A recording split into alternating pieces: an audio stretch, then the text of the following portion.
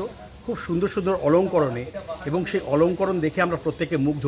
এতটাই মুগ্ধ হয়েছি যে পুজো হয়ে গেছে, 2024-এর দুর্গাপুজো কিন্তু আমরা আসতে শুরু করেছে, কিন্তু এই জায়গাটার প্রতি মায়া টান কোথায় কিছুই যায়নি আমাদের। এখন এই জায়গাটা যেটা হয়েছে সেটা হচ্ছে প্রি ওয়েডিং শ্যুট করার একটা জায়গা।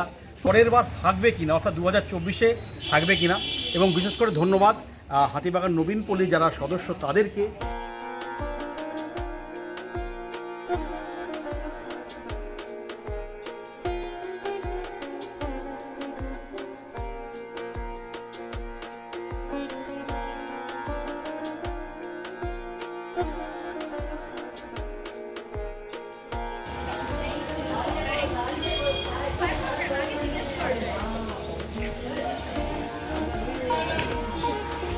পুজো হয়ে গেল, থেকে যায় পুজোর রেশ, এবং অনির্বাণ প্যান্ডেলওয়ালা অর্থাৎ অনির্বাণ দাই তৈরি করেছিল এখানকার থিমটা, হাতিবাগান নবীন পল্লী।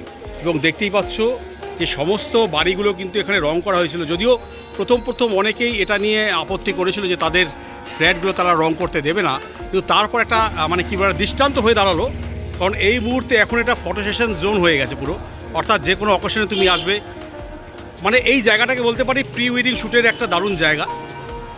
দেখো দেখতেই পারছো, এটা কিন্তু হাতিবাগান নবীন পল্লীর যে পুরো পাড়াটা, সেই পাড়াটাতেই সুকুমার রায়ের অনুকরণে দেখেছে অলঙ্করণ করা হয়েছে, সেই তেমনভাবেই দেখো দেখতে পাচ্ছি।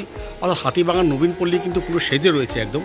সেই পুজো থেকে কিন্তু রেস চলছে, প্রচুর মানুষ এখন আসছে এখানটায় ছবি তোলার জন্য। দেখতেই পাচ্ছ পুরো বিল্ডিংগুলো।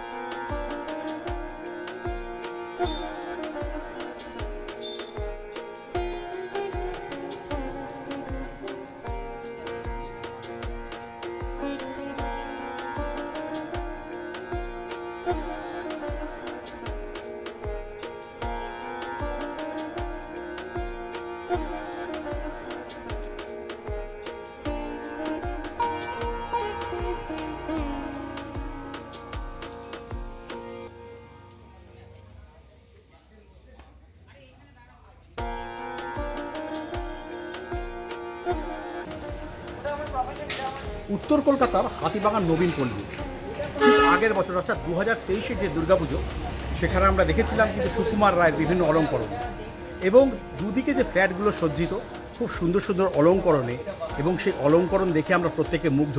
এতটাই মুগ্ধ হয়েছি যে পুজো হয়ে গেছে, 2024-এর দুর্গাপুজো কিন্তু আমরা আসতে শুরু করেছে, কিন্তু এই জায়গাটার প্রতি মায়া টান কোথায় কিছুই যায়নি আমাদের। এখন এই জায়গাটা যেটা হয়েছে সেটা হচ্ছে প্রি ওয়েডিং শ্যুট করার একটা জায়গা।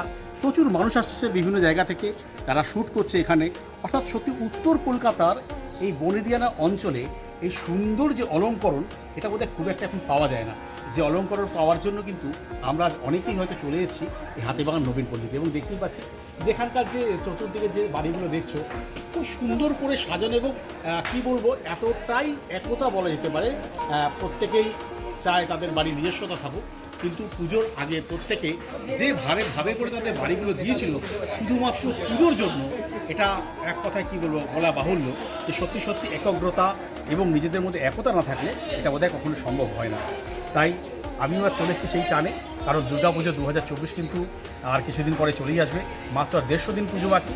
সেই পুজোর 150 দিন আগে কিন্তু আমিও চলে এসেছি একটু নস্টালজিয়া নিতে। জানি না এটা পরের বার থাকবে কিনা, অর্থাৎ 2024-এ থাকবে কিনা, এবং বিশেষ করে ধন্যবাদ হাতিবাগান নবীন পল্লী যারা সদস্য তাদেরকে, এবং এখানকার পল্লীবাসীবৃন্দকে, অবশ্যই অনির্বাণ প্যান্ডেলওয়ালা অর্থাৎ অনির্বাণ দা যিনি এটা সৃজনশিল্পী তাকে।